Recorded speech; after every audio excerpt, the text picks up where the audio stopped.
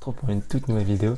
Aujourd'hui, je vais vous parler d'un sujet qui va peut-être vous intéresser et qui pourra en intéresser d'autres. Alors, comment je m'explique? Alors, aujourd'hui, je vais sortir du cadre des vidéos habituelles dans le sens du sport et de la nutrition. Je vais vous parler de la chirurgie esthétique. Et oui, parce que j'en ai pratiqué de la chirurgie esthétique et je vais vous dire comment et pourquoi je l'ai fait. Alors ceux qui me connaissent déjà, vous savez que j'ai perdu 60 kilos en 7 mois. J'ai même une vidéo, je fais une explication dessus, etc. Et je vous explique aussi en comment j'ai perdu 20 kilos en un mois, etc. C'est vraiment dans les autres vidéos d'actualité que vous pouvez voir. Aujourd'hui, je vais vous expliquer comment j'ai pratiqué la chirurgie et comment ça s'est passé. Je vais vous expliquer les étapes qu'il faudra faire pour avoir la chirurgie esthétique. Pour déjà d'une être accepté par la mutuelle et comment s'y prendre. Voilà. Alors je vais vous dire pourquoi je suis pour et pourquoi je suis contre la chirurgie. C'est très simple. Moi je suis pour dans le sens que moi je suis un ancien obèse, j'ai perdu du poids rapidement et brusquement. Du coup ma peau n'a pas pu se détendre. C'est-à-dire, je m'explique, c'est-à-dire pourquoi, parce que la peau n'a pas pu se détendre et le fait que ça m'a créé en fait un surplus de peau. Parce qu'en fait de base, le corps a besoin du temps pour que la peau se rétracte en fait. Et du coup moi c'est pas rétracté, du coup c'est un bordel monstre. Du coup vous pouvez vous étonner, 60 kilos en 7 mois c'est énorme. Du coup j'ai dû passer par la chirurgie esthétique et c'est ça qui est magnifique. Voilà. Non, je déconne sans blague. Non, juste dans le sens, le fait que ça m'a permis de pouvoir enlever cette peau, ce surplus qui me gênait tellement au quotidien, c'était horrible pour moi. Vous savez quand vous avez un défaut et que vous voulez l'enlever, genre vous êtes prêt à tout pour l'enlever. C'est comme l'acné, les petits boutons comme ça là, ça vous démange tellement que vous serez prêt à prendre des médicaments et essayer tout plein de crèmes pour enlever ça. Et ben moi pour la peau c'était pareil, je voulais faire plein de trucs, etc., faire de la muscu, etc. J'avais fait de la muscu, ça s'est bien passé, ma peau s'est bien détendue, mais ça n'a pas donné le résultat final que je voulais. Moi je voulais atteindre un résultat final, je voulais atteindre un objectif et un résultat très précis. Et en fait, ça n'a pas été le cas. Et du coup, j'ai dû passer par la chirurgie esthétique. Et je sais que d'autres vont me dire, ouais, non, je suis pas bien, tu sais, qu'on peut t'accepter comme tu veux, etc. Oui, mais voilà. C'est vraiment pour ça que je suis pour la chirurgie, pour corriger quelques erreurs du corps, dans le sens comme le surplus de peau. C'est juste ça que j'accepte et que je suis d'accord. Sinon, je n'aime pas trop la chirurgie esthétique. Voilà. Tu vas me dire, mais t'es contradictoire, tu t'aimes pas trop la chirurgie esthétique, mais tu vas. Voilà, moi je suis pour parce que le fait que certaines personnes se refassent le nez. Moi ça je trouve ça débile. On est comme on est, on doit accepter ses défauts. Et tu vas me dire oui, mais toi tu t'en fais corps alors que tu dois t'accepter comme tu es. Voilà, c'est ça que j'allais atteindre, mais t'inquiète. Mais vu que c'est un défaut et que je déteste ça et que tu peux comprendre que c'est complexant, du coup je suis passé par la chirurgie. Voilà. Alors je vais t'expliquer dans cette vidéo les étapes que tu vas devoir faire si tu es dans le même cas que moi, si tu es un obèse ou que tu as un peu de la peau qui pend, etc. Et ben sache bien que tu peux passer par la chirurgie esthétique. Eh oui. Et ça c'est magnifique. Dans le sens, moi comment ça s'est passé? Alors la première étape c'est de trouver un chirurgien. Alors peu importe le chirurgien que tu vas trouver, il faut que tu prennes rendez-vous, il faut que tu aies confiance avec lui. Ça veut dire qu'il faut que tu regardes déjà ses avis, voilà, comme tout le monde, tu vas regarder sur internet ses avis, ouais, excellent chirurgien, voilà, oh, lui il est pas très bon, etc. Voilà, tu vas vraiment regarder ça pour te faire déjà une petite idée. Tu prends rendez-vous avec plusieurs chirurgiens, tu te fais plusieurs devis et tu regardes lequel t'as plus convaincu. C'est moi ce que je te conseille. Bon, moi j'ai eu un seul entretien avec un chirurgien qui m'a beaucoup plu, du coup j'ai pas voulu le voir ailleurs. Moi, c'était un cabinet privé. Voilà. Je ne sais pas s'il y a déjà des personnes comme vous qui sont déjà passées par chirurgie, qui sont allées dans des cabinets privés.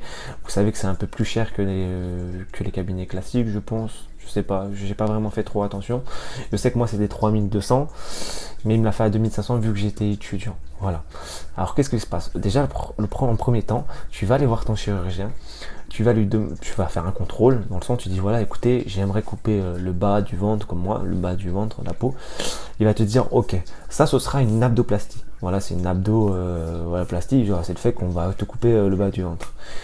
Il va dire moi j'en ai pratiqué souvent, chaque année, voilà, il va te vendre son truc de chirurgien comme tout le monde, hein, ce qui est tout à fait normal. Et dans le sens, tu es d'accord ou pour? Bah tu dis ok, je suis d'accord, il te fait un devis, tu dis j'aimerais savoir combien ça me coûterait, etc. Il te fait le devis, il te sort. Toi, tu auras juste à le donner à la mutuelle. Et c'est là la deuxième étape où je vais en venir. Lui, il va déjà te fixer une date, si vraiment tu es ok, il va te fixer une date et tu vas accepter oui ou non. Moi, je n'ai pas accepté pour le moment parce que je ne savais pas si ma mutuelle pouvait me prendre en charge. Du coup, j'ai dit non, je préfère que ma mutuelle me donne une réponse et après je prendrai rendez-vous. C'est ce que j'ai fait. Alors la deuxième étape, c'est d'aller voir votre mutuelle. Une fois que vous avez ce devis dans les mains, vous allez prendre rendez-vous avec un conseiller dans votre mutuelle. Sachez que vous avez des plafonds. Alors pour ma part, j'ai été pris 100% en charge. Après, ça va dépendre de vous. Alors je m'explique. Par exemple, regardez, je vous donne l'exemple des lunettes.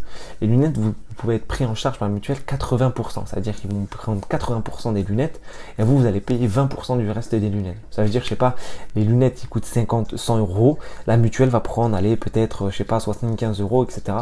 Et vous allez payer les 25% de reste, tu vois. C'est vraiment quelque chose de ça. Moi, ça a été pris en charge sans aucun problème. Ils m'ont dit, vous allez attendre une réponse de votre mutuelle comme quoi vous êtes favorable ou pas du tout. Moi, j'ai dit, ok. Vous attendez à peu près 2 semaines. Après, vous recevez un courrier comme quoi ça a été accepté. Moi, ça a été accepté, ça marquait frais, je sais plus trop quoi, etc. Mais comme quoi c'était accepté. Du coup, si vous n'êtes pas trop sûr de ce que ça veut dire, moi, j'ai appelé directement ma mutuelle ou soit vous vous déplacez pour vraiment être sûr si c'est pris en charge. Ben voilà, c'est ça la deuxième étape. Une fois que vous êtes accepté, maintenant vous appelez votre chirurgien, vous dites voilà, écoutez, j'aimerais fixer une date pour temps et temps. Et après, c'est là où ça va jouer. Et la troisième étape, ça va être je mets dans la troisième étape l'hôpital et l'anesthésie. Parce que moi, vu que c'était un cabinet privé, j'étais obligé aussi de passer par, je sais pas comment on dit ça, une anesthésion, je sais pas, bref, je sais pas, une anesthésie où ça devait être aussi privé. Du coup, ça n'a pas été de l'hôpital, ça a été un cabinet aussi d'autres privés qui vient faire des interventions directement dans mon hôpital. Ça coûte un bras aussi, ça a coûté au moins à peu près 450 euros. J'ai été pris en charge que 150 euros, 120 euros, non 120 euros, c'est ça, 120 euros, j'ai été pris en charge par ma mutuelle et j'ai dû sortir 320 boules de 330 euros de ma poche, etc. C'était dur. Une fois que vous avez pris le rendez-vous avec l'anesthésie, parce que lui il va vous conseiller qui vous devez prendre comme anesthésie, parce que lui il va vous dire ouais, moi je travaille avec lui, du coup tu vas prendre cette anesthésie là. Et du coup, moi j'ai ce que j'ai fait.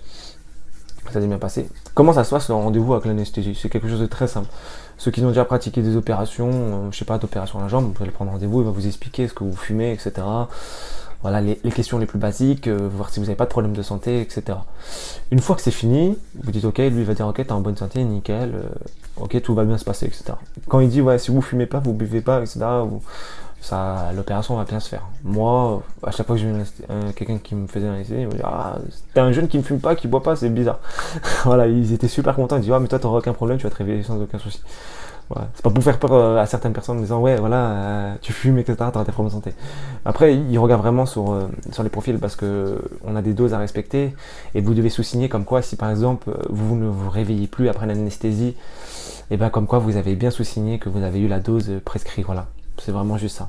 Je sais que ça peut faire peur à certains et c'est tout à fait normal, mais vous inquiétez pas, c'est rien, c'est dans les lois, c'est comme ça. C'est pareil à l'hôpital quand vous allez faire une opération, vous allez devoir sous-signer comme quoi si en cas il vous arrive quelque chose durant l'opération, vous sous-signez la personne qui peut vous voir ou peut faire les manœuvres en cas si vous êtes mort. Voilà, je suis désolé de vous dire ça franchement, mais c'est comme ça que ça se passe. Et du coup, c'est un peu pareil pour l'anesthésie. Une fois que l'anesthésie est bon, on passe à l'hôpital. Alors une fois que tout est fait, maintenant il ne reste plus qu'à aller à l'hôpital et se faire opérer. C'est là où ça va, c'est là où je vais vous expliquer comment ça se passe. Moi, j'ai dû rester à l'hôpital à peu près 1 semaine et demie, etc. Pardon, 1 semaine et demie. Et vous arrivez dans la chambre, vous faites opérer le lendemain, mais vous devez venir quand même un jour avant, histoire de vous préparer, etc. Moi, je devais venir à 16h, j'ai mangé là-bas à 18h, ils vont me demander ce que vous mangez. Vous mettez ce que vous mangez, ce que vous détestez. Après ils vont dire ouais mais nous on déteste la nourriture de l'hôpital. Ouais. Après il faut se contenter de ce qu'on a. Moi je trouve pas c'est si mauvais que ça. C'est juste que ça dépend les hôpitaux où vous allez aller. C'est juste ça. Voilà. Il y a aussi la personne qui vient de l'anesthésie pour faire encore un check-up en vous disant voilà est-ce que vous avez eu le rhume il y a quelques jours, la gastro, etc. Et vous vous dites si non j'ai rien eu, etc. Il n'y a aucun souci. Vous dites ok, vous arrêtez de boire à minuit, manger à minuit. C'est fini. Et voilà, c'est tout. Moi, je me suis fait opérer vers midi, mais on me descend en bloc. On doit me descendre au bloc en même temps. On me donne des calmants pour pas stresser durant l'opération, ce qui est tout à fait normal. Les perfusions, vraiment, est une opération classique. Moi, j'ai dû attendre longtemps. franchement, j'ai dû attendre 2 heures dans le bloc parce que il y avait du monde, tout le monde devait passer, etc. Et après, vous rentrez dans le bloc opératoire. Et là, on vous fait l'anesthésie. On vous dit, ok, tu te lèves, etc. Parce que lui, il veut vérifier. Moi, il m'a fait un trait vers le ventre. Il m'a fait au stylo, il m'a fait un trait comme quoi c'est là où il va couper la peau. Il la coupe. Une fois que ça c'est fait, voilà, vous allez vous installer, il vous lâche l'anesthésie, voilà, vous vous réveillez plus. Vous dormez quoi, vous êtes dans un sommeil profond, c'est ce qui est génial. Tout le monde kifferait dormir, pas tout le monde aime dormir, ce qui est tout à fait logique. Et après vous vous réveillez soit 2 heures ou 3 heures après. D'autres personnes ils se réveillent 9 heures après, 6 heures après. Vraiment ça va dépendre de la personne et de votre état. Si par exemple un jeune il va récupérer bien plus vite. Moi par contre je me suis réveillé en bout de 3 heures. J'ai fini à 6 heures l'opération, je crois, je me suis réveillé à 18 heures. Ouais, 2 heures après. Après il y a des personnes où ils sont réveillés vers 4 heures, 5 heures, 6 heures plus tard. Mais vous inquiétez pas, vous vous réveillez au bout d'un moment ou un autre. Et après, c'est là où on vient, c'est que c'est la douleur. C'est là où c'est le moment le plus atroce, c'est la douleur. Et comment ça se passe? C'est que ça fait que moi, quand je me suis fait opérer, le jour même, moi à 18h, je dois aller trop aux toilettes parce que c'est l'anesthésie. Vous devez faire pipi pour évacuer l'anesthésie. Du coup, il vous conseille de boire beaucoup d'eau. Et vous avez déjà une perf à côté avec de l'eau, etc. Elle est sur votre bras, c'est pour que vous ayez plus vite aux toilettes. Je dois aller aux toilettes, mais je me lève. L'infirmière n'était pas avec moi, mais je dis ouais, je dois aller aux toilettes. Elle m'a dit ouais, faites attention, allez aux toilettes doucement. Moi je dis pourquoi je devrais aller doucement? Je me lève, mais je suis quand même fatigué avec l'anesthésie. Je vais aux toilettes, mais j'avais envie de tomber. J'ai fait pipi, mais j'avais trop du mal. J'avais une douleur horrible et j'avais l'anesthésie en plus de ça. J'étais KO, j'étais capoute. Et en fait j'ai failli tomber dans les pommes, je transpirais de fou comme je sais pas quoi. L'infirmière elle me voit, elle me fait oh là, venez avec moi, allongez-vous, etc. Et je m'allonge et voilà, après voilà, vous êtes mieux, vous pouvez manger après ça. Moi j'avais pas faim pendant 2 jours, je crois que j'ai pas mangé, ouais 2 ou un jour, etc. J'avais pas tellement faim. Et voilà, après tout se passe bien, vous sortez de l'hôpital si tout se passe bien, vous sortez de l'hôpital au bout d'une semaine. Et j'ai oublié que vous avez aussi des drains. Ceux qui connaissent les drains, une grosse dédicace à vous. Ça fait hyper mal. C'est des genres de tuyaux qu'on vous met vers le bas du ventre, etc. pour éviter les infections. Et ça c'est horrible, c'est horrible. Bon, c'est pas grave. Après ça, vous sortez. Moi, je suis sorti. Je crois, je me suis fait opérer le lundi. Ouais, je crois que je suis resté une semaine. Je me suis fait opérer le lundi. Et je suis sorti le vendredi. Ouais, je suis sorti le vendredi. Et c'est là où les nuits sont atroces. Hein. Moi, je vous dis que vous pouvez pas vous tourner. Vous pouvez pas vous tourner sur le ventre. C'est tellement une douleur qui est horrible que vous n'arrivez même pas à vous tourner sur le ventre. Du coup, moi, pendant 3 semaines, je dormais mal. Je dormais très peu et j'étais fatigué. Je me levais, j'étais fatigué, j'en pouvais plus, je dormais mal. C'était horrible.